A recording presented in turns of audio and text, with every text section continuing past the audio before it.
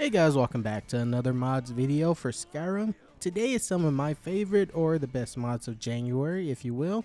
So if you find a mod that you end up liking, make sure to hit that like button down below.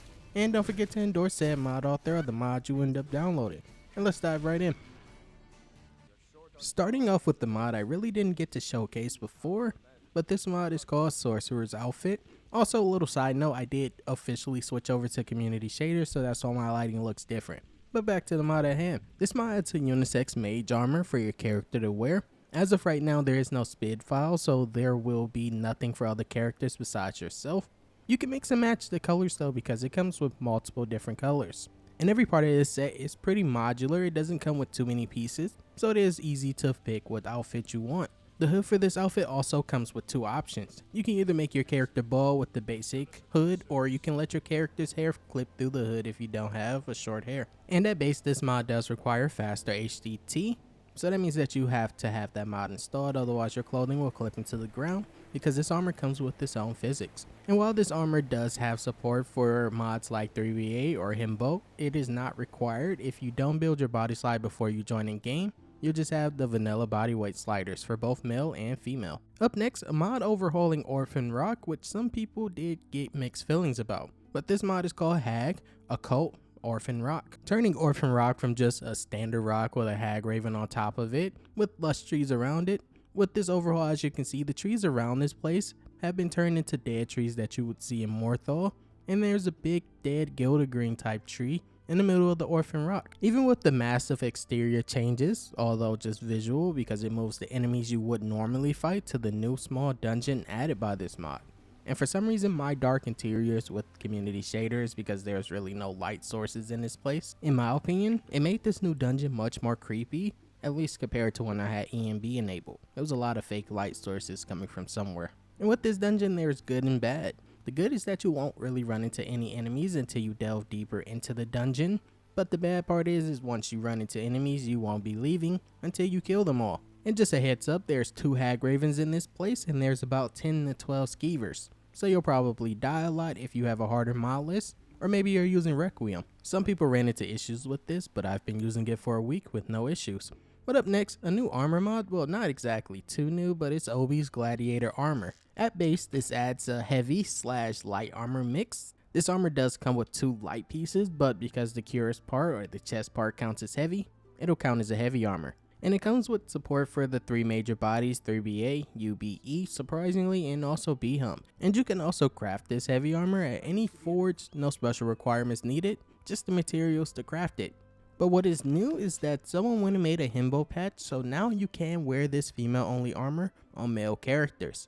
In my opinion, it looks best without the chest piece on, because that's kind of how it was for gladiators, but then again, I decided to keep it on because this is a mod showcase. And although on the mod page you may see a sword and a shield included with this, but the armor only comes with this, the sword is a standalone. Also, just a quick jump, here's a little quick walkthrough of my Whiterun. Well, just a few seconds of it. Up next, a small add-on for Whiterun. This mod is called Lush Dragonsreach Pools. In this version, I am using a deep pool version because it looks the best. But in this version, it adds stuff to the top of the water like lily pads and water plants, and even though it may clip with some other mods that adds water plants to water, it still blends perfectly. But water lilies weren't the only thing added. As you can see, tons of new high quality ivy was added using your own texture for it, and with the deep pool option, the stairs leading into the pool were expanded on, just in case you happen to fall in, then you can get back out pretty easily. This mod was pretty much perfect for people like me that were already aiming for a overgrown or lush Whiterun. This is the perfect mod. This next one, just a small utility mod. This mod is called STB Quick Hotkey Cast. Basically, when you hotkey any type of power or shout, and once you do that, you just go to your favorites menu and add a hotkey to them, like the numbers key, which is freed up exactly for that. So instead of switching to the spell now, it'll immediately cast it, and you don't have to have your weapons drawn to cast it either. And although this mod doesn't bypass any cooldowns, I just had toggle god mode on, otherwise my powers would go on cooldown for a long time. It definitely makes for a great way to combat and make new combos. It's one of those simple mods that you add to your mod list and then forget you have it, but then when you don't have it, you remember why you needed it. So definitely check this mod out if you haven't downloaded it already. Another simple mod also by STB is called STB Quick Craft. Instead of having to click an item and then craft it one at a time, now you can just hold a hotkey to craft as many as you want, or at least until you run out of materials, which happens to also crash your FPS. As you can see with my FPS dipping, it probably went down to about 10 FPS right there, but that should be perfectly fine considering it lets me be lazy. Up next, a new furniture replacer by Sorcerer, if I said their name right, but this mod is called Rustic Repose. And based on this mod's description, you can either have this replace all the vanilla beds that aren't in the noble areas, or you can use base object swapper like me, and then replace the beds in rural areas, like small or lowly populated cities such as Kynesgrove, or maybe something like Carthwayston. You'll see these beds placed using base object swapper. And for consistency, this mod also uses base object swapper to add color variants as well as use those blankets. Honestly, I never really used those blankets before Sorcerer came out with all these bed replacers.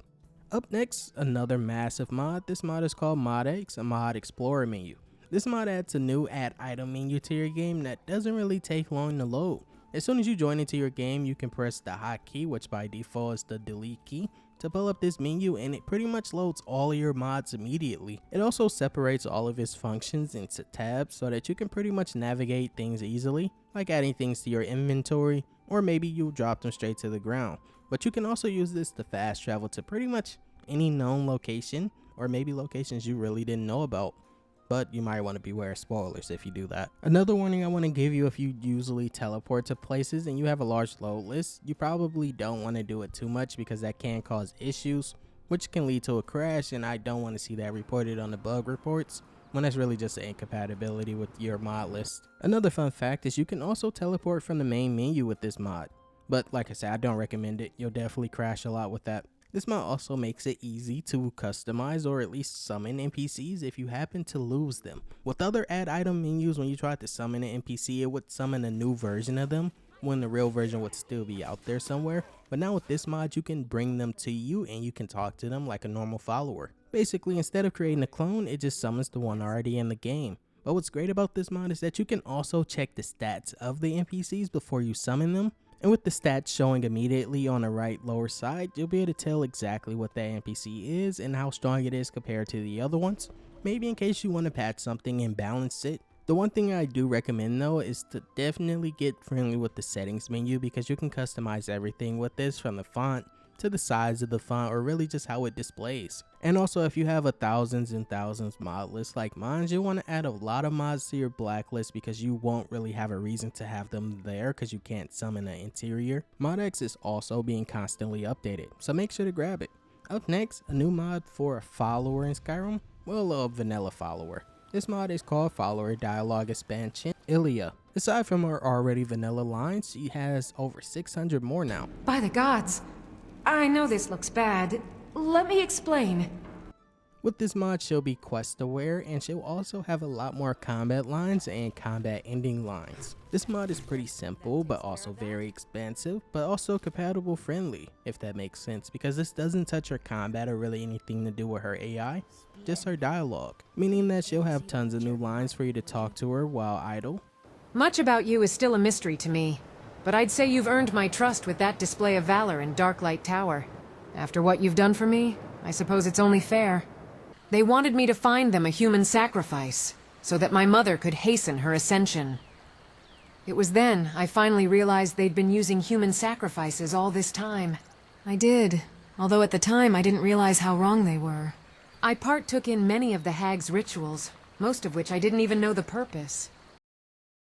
On to a next mod that might not be so underrated for long, but this mod is called Predictable Persuasion. Now when you're stuck in a persuasion or intimidate stance with the NPC, you won't have to guess if your character can pass the check. Now it will be highlighted in red if you can't, but as soon as you're able to pass the check, the text will be in green now. And I didn't notice any incompatibilities with this, and I did check the comment section and my mod list. It worked on the things that I tested, at least alternate perspective. It's been a pleasure doing business. And finally, one of my favorite mods of January, this mod is called Thrones Expanded. Expanding on quite a few major city thrones and also some of the smaller, lesser known cities like Morthal or Dawnstar. Well, I probably shouldn't consider Dawnstar lesser known, but it is pretty empty there. Every city has new thrones based on the design of the city and where they are located, so you'll see a more Nordic theme in major Nord cities like Whiterun, but in cities like Falkreath, you'll see a more hunter type vibe. The base mod is a basic replacer of the thrones, but for interior overhauls, I highly recommend using the base object swapper, which I've had no issues using, and it is in the optional files. And while these thrones do look a little fancy, I believe it fits every interior perfectly. And that was pretty much it for today, guys. Honorable mention to stallholder shouts. I just mentioned that one twice already, and I didn't want to do it again, but that would definitely be here if I didn't. But as of right now, I hope you all have a great rest of your day. Peace and love, guys.